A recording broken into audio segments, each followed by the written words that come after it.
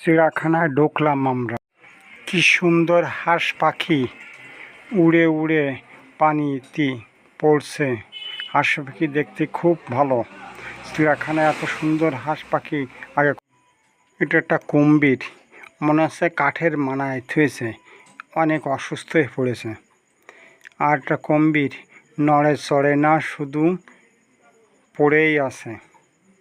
হুমায়ুন কুমির তোলার পরে আবার খরগোশ ভিডিও করতেছে, সুন্দরভাবে ভিডিও করতেছে। হুমায়ুন করছে কি ভিডিও করছে, আচ্ছা আমি কুমির ভিডিও করেছি, এবার করতেছে খরগোশ।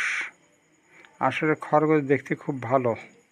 সেই কথা বললে আমরা সামনে আবার খরগোশের পাশে চলে গেলাম, যে এই খরগোশ আমি ভিডিও করতেছি। খরগোশের সাথে উট পাখি দেখা যাচ্ছে দূরের থেকে, কি সুন্দর উট পাখি। খরগোশ সবচেয়ে দেখতে ভালো।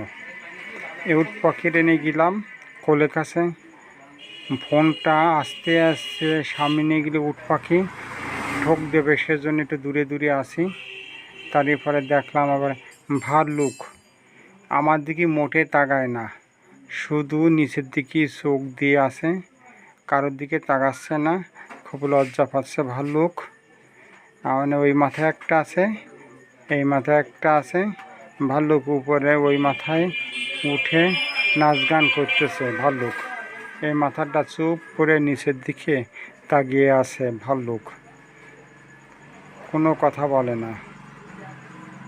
আরে বান্দর, এই একদিন আগে বান্দরের বাচ্চা হয়েছে একটা, সে বান্দর দোলাদলি করতেছে। মনে হচ্ছে এই বান্দরের বাচ্চাটা আমি পকেটে ভরে নিয়ে চলে যাই। সরকারি লোক আছে, ছোট একটা বাচ্চা, একদিনের আগের বাচ্চা, বোঝা যাচ্ছে উপরে আস্তে আস্তে আস্তে বেয়ে উঠতেছে বাচ্চাটা। দেখতে খুব সুন্দর বাচ্চাটা দেখতে আর কি।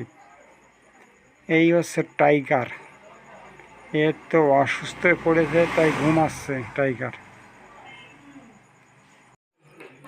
টাইগারের তাড়া দিলাম, তাড়া দিলেই এ মাথার তো মাথায় ঘুলি দিয়ে এসে হাফসায় পড়েছে, তাই হাওনে রেস্টে আছে। বোঝাচ্ছে। সবাইকে ধন্যবাদ ভিডিও দেখার জন্য।